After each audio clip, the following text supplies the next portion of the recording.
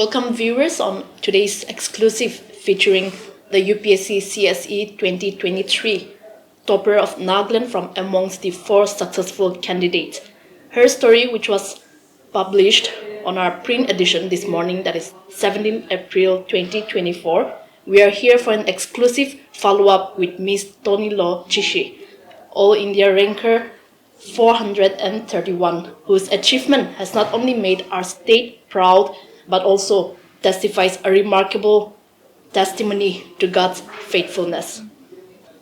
Ms. Chishi, thank you for joining us today and congratulations on achieving what you admitted was a childhood dream. Yes. As we introduce you to our viewers, can you elaborate more on your upbringing as a child here in your hometown and later your move to the city for higher studies? Yeah, so I grew up in Kohima. That's where my the earliest my all of my schooling till class 10 was in Kohima. I went to the Northfield School till I was in class 6, and then I moved to a little flower school, Kohima, LFS, and I finished my class 10 from there. After class 10, I was at Assam. I studied at the Assam Valley School, and I took up humanities at the class 12 level. And so there was 2 years of boarding school for me. And after that, I moved to Delhi, which is where I did my graduation from Lady Shri Ram College, Delhi University. I studied psychology there. And I had a great childhood, I would say. My family is a family of four: my father, my mother, my brother, and me. So we're a very close knit family. We've always been like that. So I think I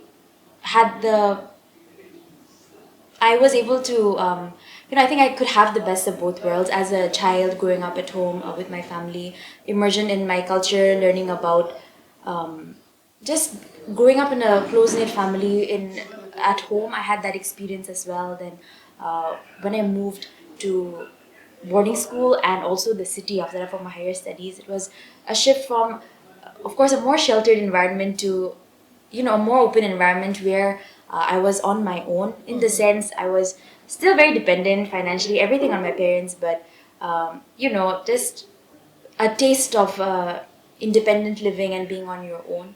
So I think I really enjoyed that bit as well. One thing that I'm really grateful for is the amount and the variety of people that I've been able to interact with when I was in Assam as well as when I was in Delhi. I think when you interact with people who come from different places, who come from different cultures, it also opens up your mind to a lot of things. Yes. Sometimes we feel that certain things are you feel like that. That when you meet people, you interact with them, and you see that, maybe my truth is not the absolute truth. There's so many different ways to look at issues. I think yes, all of it has been a very enriching experience for sure. Right, I see. And also, as you have mentioned in our story opening line this morning, that our Naga society is a patriarchal society in many ways in today's context as well. So, what, according to you, can be other ways to move towards a gender equal society for the Nagas?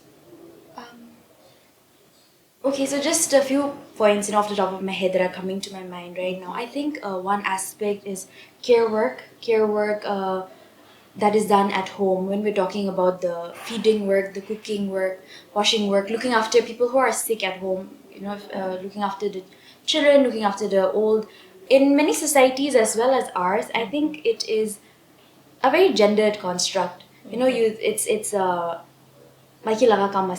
that is the general understanding. And nowadays you have women taking on so many more responsible jobs outside the home as well. But you see that even as women move out and they have started, it's not a recent thing, they've been doing it for so long, but even when they have so many responsibilities outside the home, ghor lakam though, you see that it's still, the burden falls disproportionately on women, I think. So I think we can move towards a gender equal society when we recognize the care work that is being done, when we value it, and when we can redistribute it also, a little bit.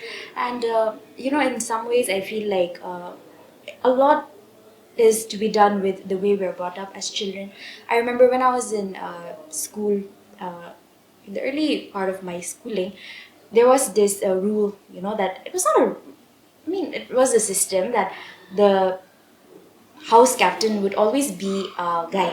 Our vice captain would be a girl. Yes, Right? yes. Like, no reason, no.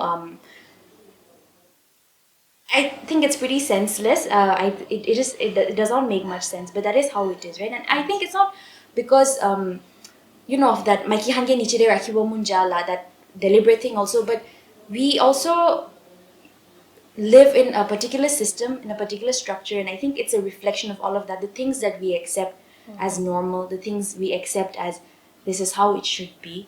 So I think in small ways, changing those notions, and also like one thing I see a lot is people wonder about. We talk about like domestic violence, right, which is such a problem in so many societies, including ours also. But one thing I've noticed is that Chuto Bachakhan, when they're playing with each other, if there's a small girl who's beating people up, then her parents, everyone goes and scolds her. That in Korea, like, you're not supposed to hit people and all of that. But in many cases, when small boys are beating, like their younger sisters or their playmates, people take a more laid back approach. They're like, oh, boys are boys. Mota se kari na Korea se. I think that's not the way to go. I think boys can also be very peaceful and non-violent if they are taught to be at a young age. So I think these are some ways, in which we can recognize things that we might want to change and change the way we do In your things. journey so far, has there been any woman that stood out for you or inspired you in your journey so far? So many, I think, so many women excelling in all kinds of fields. Even in the civil services, there have been so many women candidates, right? Even from Nagaland, who have done so well, who are doing so well. So those, I think, for me, not a particular woman, but when I was able to study at Lady Shriram College, I had the opportunity to study with so many, smart, brilliant young women who were so driven. They wanted to excel, that desire to, really achieve things. So I think that also, it really encouraged me that I also want to be like these women around me. So that has been a motivating factor for sure. Great. Also, as a UPSC mains cleared candidate, what were the most challenging aspects of the examination for you? And at any point of time, do you think being a woman caused you any disadvantage? No, personally, for me,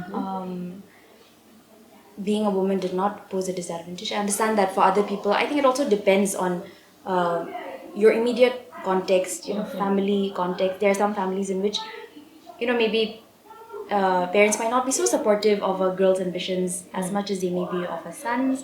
But personally, I did not have any such issues, so I did not That's face great to any know. Yes. disadvantage as a woman. Many might be waiting to hear this as well. So, can you tell us on the subject elements or tips to start about in preparing for the exam, which at present is the toughest exams in the world? Okay, I don't know if I have anything to add that hasn't already been said, by people who have been successful in the exams in the past. Uh, I went through a lot of, before I actually sat down and started studying, I went through a lot of these toppers talks that you find on YouTube. And so I watched like a good amount of them, maybe 15 to 20 of them. And you see that there's a common pattern. There's a common pattern. Like, there are certain things that all of them say. And I think there's a lot of truth in what they say. So I would also say the same thing. Stick to limited sources, because you have to revise whatever it is that you're studying. You have to revise it multiple times, or it's really not going to matter so much at the end. So stick to limited sources. I would say know your learning style, how you learn best. For me personally, I am a person who likes to learn through reading. I know that a lot of my other friends retain information better when someone teaches it to them, when it's in an audio-visual format. Okay. For me, I feel like I retain better when it's text and not audio-visual. So, and the good thing about this UPSC preparation thing, the world of preparation is that there's so many resources. There's something that works for everybody. So know what works for you. Find a resource that works for you, I think. And when it comes to your optional subject also, I picked psychology, which was the subject that I studied at the graduation level. It is a subject that I like. It is a subject that I enjoy. And when I would sometimes get very fed up after studying the GS subjects, polity, history, all of that, psychology was one thing that I could come to and actually enjoy studying. So pick an optional subject, I think, that you like, that works for you. And apart from the challenges, you also mentioned parental affection in the Q&A, which we however skipped to mention in detail. So can you walk us through some special moments which you can also encourage parents who are watching you as you speak now? My parents have been, like, hands down the biggest pillars of strength and support for me during this journey. You know, they in every sense of the word, physically, mentally, spiritually also, my parents have prayed for me. They've prayed with me. And I believe that my parents' prayers, also with, along with the prayers of my loved ones, along with prayers of my grandparents, even if they're not, here with us anymore, I feel like all of that has contributed to the grace that has let me be where I am today, like this very this opportunity that I'm even having. So I'm very grateful for that. And also a few instances that would stand out. I think my parents, they, like I said, we're from a very close knit family, so they take great pains to really understand me also. I remember this one instance before my one of my written papers, and I have this tendency to be very anxious sometimes. I feel a little underconfident. I tend to suffer from that. So I feel like even if I've studied, I feel like, oh, maybe I've not studied as well as the other person who's giving the exam next to me, or like some other person's always going to be doing better than me and all of that. So I was a little tense, but I was with my dad, and my dad, before the exam, he sits me down and he tells me that when you go into the hall and you see the paper, if you find it hard, don't panic, because if you find it hard, then everyone else will also be finding it hard. And if you find it easy also, don't panic thinking that everyone else is going to write such great answers and yours will get left behind, because that is what you like. So that's what he said, and that was a moment when I realized that he knows me so well. He knows that he has all the different scenarios already in mind. He knows exactly in what ways I'll be overthinking, and he knew exactly what I needed to hear in that moment. Okay. So that, and my mother she has fed me. She has literally put food into my hands, into my mouth, and I needed to eat. So yeah, they've just been just great. Great, that's good to know. Is can you highlight a particular memorable moment or experience during your UPSC preparation, which stands out or somehow special for you despite the challenges and difficulties? Okay, I think when I started preparing, there's this subject called art and culture, Okay. which is a thing that a lot of people don't like, because it can be very detailed, memorized by Kuro Lagijai. And when I started, so when I came into the preparation process, I found that everyone is not a fan of art and culture. Everyone is like, it's such a hurdle to cross and all of that. So even I came in with that mindset. Before I even interacted with the subject, I had this thing in my head that this is tough, it's a little boring, I don't want to do it and all of that. But as I started getting into it, so there's a lot about architecture, there's a lot about art, there's a lot about Indian classical music, and this was the first time that I was, actually properly interacting with any of these subjects. And I just found all of it so interesting.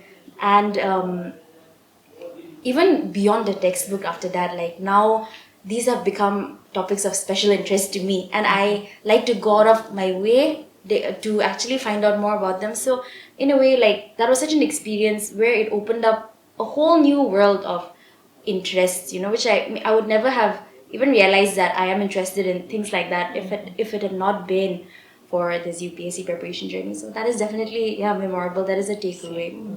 There's rounds of discussions on this time gap between prelims preparation and the main. So, is there anything that you would like to comment to it with the competition and the race against time?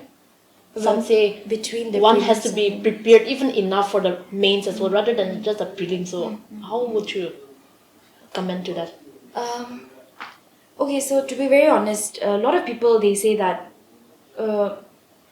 study for the mains and for the prelims. I mean, people tend to. I mean, people say that they study differently for both. I personally could never find a very sharp distinction between prelims preparation and mains preparation. I feel like it's the same sources more or less. I mean, I think 70 to 80% of it is the same thing. So when you're preparing for one, I feel like it automatically also aids in the preparation of the other. The way you approach it, of course, is very different. I think, yes, like you said, the time gap between the prelims and the mains is quite less. I think you get about 3 months on an average. And there are certain things in the mains that don't come in the prelims, like, for example, your optional subject, an ethics paper that is there, answer writing, a lot of answer writing and examples and all of that. So if I feel like if you don't prepare for the mains beforehand, then it's I mean, people have done it, so I won't say it's impossible, but it's really, I mean, why would you put yourself through that, like going through that thing where you have to start afresh before a thing. So I would say, yeah, please be ready with your optional well before the prelims happens. I think when it comes to the mains answer writing, yeah, you can practice a little bit before prelims as well. I did most of my answer writing practice only after the prelims. But throughout my preparation, what I would do is, from the newspapers that I read every day, I would keep taking out examples, keeping in mind the mains answers, about what I could use as examples, what I could write in my mains answers. So it's very difficult to collect all of this information suddenly within 3 months.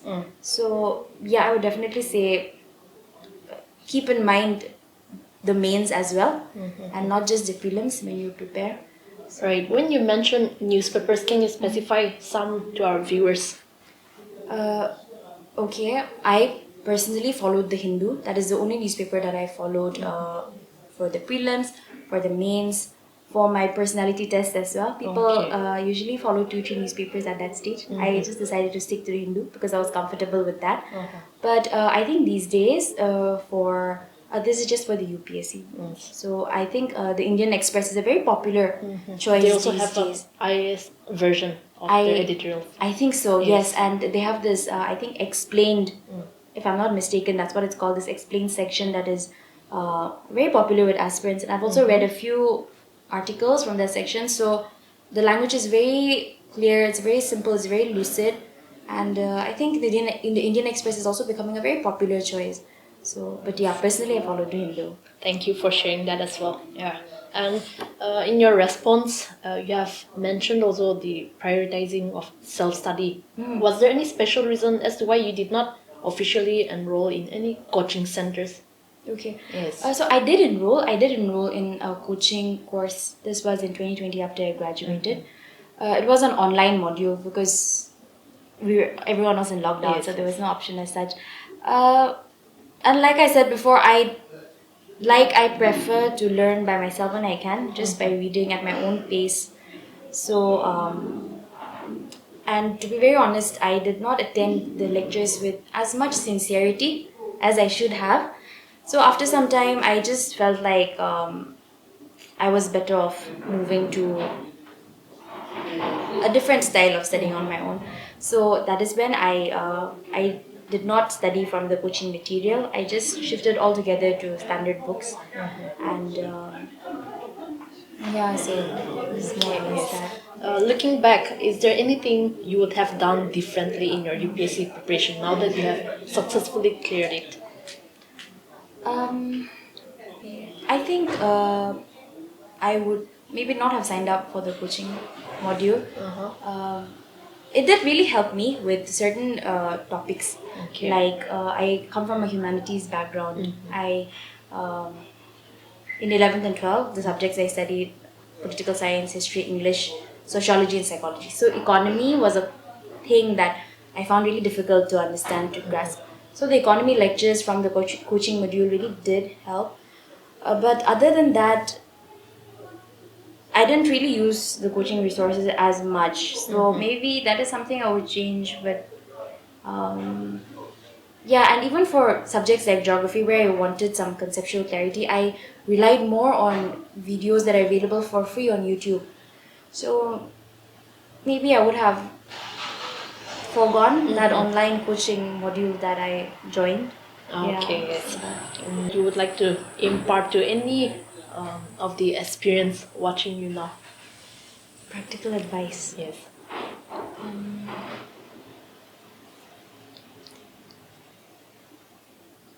I think a healthy amount of fear when it comes to this examination is good in a certain way.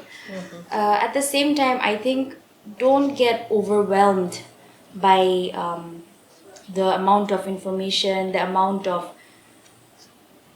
chatter that exists around the around this exam when you go to the internet. Also, like it's very easy to get overwhelmed. Even me in the beginning, you want to know certain things about one topic, and you type in the keyword on Google, and you get 10 different links and prompts, and sometimes you feel like even if you've covered one thing from one source, you feel like there's that second source, there's that third source. What if there's a better fourth source that I never referred to?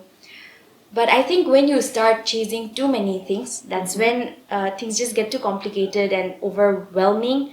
And I think it's a little humanly impossible to manage that. So try to maintain a calm, level-headed approach. Be selective. Be selective about your resources, and just don't get overwhelmed. Don't listen, I think, to too many. I know that there are a lot of platforms where people talk a lot about the exams and all of that. I mostly avoided all that because it would make me very anxious. So I think, of course, there are a lot of people who read those things and don't get affected as much, right? So I think it depends from person to person. But yeah, I think that is. Thank you for sharing your practical tips. Yes. So hello, sir. Thank you for being with us today, and we would like you to speak some words about your daughter's success, which is the considered of the toughest exam in the world. So if you can share some words of joy for your daughter. Right. Thank you for coming. Actually, I'm very happy. My family is really very happy that she could crack this exam. I think this exam is tough. Everybody says that, and I think when we going by the experience, I think yeah, it's a tough exam. Well, we're very happy. It takes a lot of effort, and the support of the family, the parents, especially the parents, it is very important. I think we should not force. In fact, for my daughter, since she opted for this stream, we went all out to support her. It was not that we insisted that you try for the civil services. It was a choice. So since she decided, my wife and I, we tried our best to support her in whatever we can. And I'm glad and I thank our Almighty God. Actually, yes, I should have said in the beginning, but God helped us in our journey, and we had tried in whatever little way we can to support her in this journey. Parents, I think if the children are not willing to take up, I think we cannot force on them this particular exam. It has to be their choice, because they have to give 100% of their effort, and along with that, our support will have to be there. So when your effort is not 100%, then I think it's the journey has not just. I mean, it's better not to start the journey. In fact, so that purely depends on the candidates. Okay. That's all I want to say. Then I want to thank you, and I'm very excited and very happy that she has cracked this exam. Thank you for your time. Thank you. As we conclude this insightful conversation with our distinguished guest, that is Miss Tolino Chishi, we end with James 4:10, which reads, "Humble yourselves before the Lord and He will lift you up. We hope this message that Miss Tolino has spoken will reach out to all other experience as well, and let this be a reminder that no matter what, if God wills, so can you. This was NE8 powered by Nagaland Post.